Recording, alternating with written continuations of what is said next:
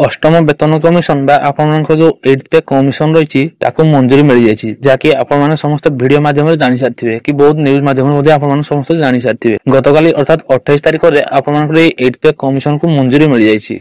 तेज एठारे आपण मन बहुत प्रश्न आसुव कि 8th पे कमिशन लागू होला परे आपण दरमा केते खंडे आपण बढ़िबो बा आपण केते दरमा आपण बढ़ी पाई परिबे बा जो आपण जो फिटमेंट फैक्टर रही 8th पे कमिशन लागू होला परे से फिटमेंट फैक्टर आपण केते परसेंट पर्यंत आपण बढ़ी पारे। तो से विषय रे आज ए वीडियो आलोचना करिबा बा डिस्कशन करिबा। तो सेति पई आपण माने वीडियो को स्किप न करि वीडियो को शेष पर्यंत देखिबे आपण माने सब किछि 8th पे कमिशन विषय रे सब किछि डिटेल से जानि परिबे।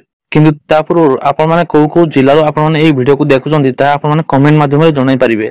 आ आपण माने चैनल को प्रथम थर पय विजिट करथिले चैनल को एबे सब्सक्राइब करि रखथांतु जा पर एबे नुवा इन्फॉर्मेटिव वीडियो बा सरकार को तरफ जा भी योजना किबा एबे नुवा इन्फॉर्मेटिव वीडियो अपडेट आसीबो तार नोटिफिकेशन आपण माने पाई परिबे। सेति पय चैनल को मधे सब्सक्राइब करि रखथांतु आ वीडियो इन्फॉर्मेटिव लागले वीडियो को लाइक ओटी निहाती करिवे। लागू होवा पय जाउछि अष्टम वेतन कमिशन बा 8th पे कमिशन। तो यही अष्टम वेतन कमिशन अर्थात यही 8th पे कमिशन गतकाली अर्थात 28 तारिख टर्म्स ऑफ रेफरेंस को मंजूरी प्रदान करा जायछि।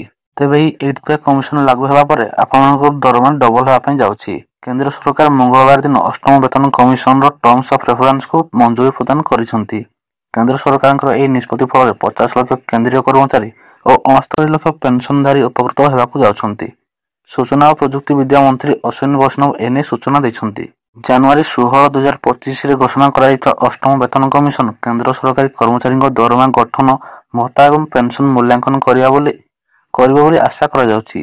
तेबे अष्टम वेतन कमिशन रे कर्मचारी मानक पय फिटमेंट फैक्टर को नजर रखी दरमा वृद्धि करा जिवो। टर्म्स ऑफ रेफरेंस कोन देखंतु टर्म्स ऑफ रेफरेंस होछि कमिशन को कार्य पय एक मार्गदर्शिका डॉक्यूमेंट।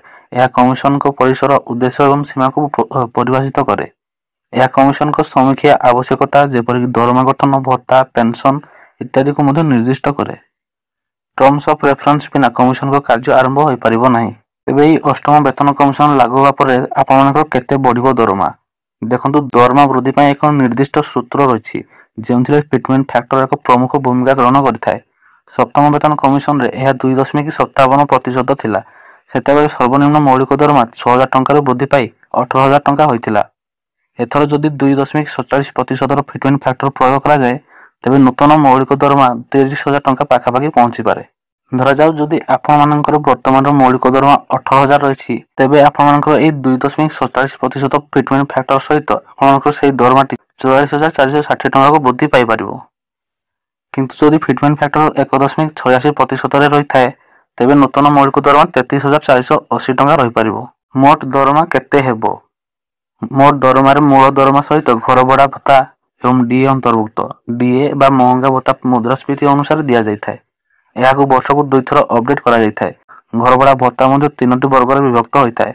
मेट्रो शहर रे रहउथा लोक माने मूल दरमा 30%, टायर 2 शहर रे रहउथा लोक माने 20% एवं टायर 3 शहर रे रहउथा लोक माने 10% पाई थांती। तेबे देखंतु जो आपनकर पूर्वरु 7th पे कमिशन रा सप्तम वेतन कमिशन थिला जो लागू होइतिला तो सेतेबेले आपनकर 2.57% रो जो आपनकर फिटमेंट फैक्टर सेतेबेले लागू करा जाइतिला। तेबे रिपोर्ट अनुसार जो आपनकर 8th पे कमिशन लागू होआ पय जाउछि सेही 8th पे कमिशन रे आपनकर जो फिटमेंट फैक्टर रहिछि ता आपनकर 2.47% रो होई पारे जाकि आपन मन मध्ये एठारे देखि पारुछन्ते। तेबे आपनकर जेतिकी आपनकर जो फिटमेंट फैक्टर अछि जेतिकी बढ़ियो आपनकर सेही हिसाब रे आपनकर दरमा मध्ये बढ़ियो।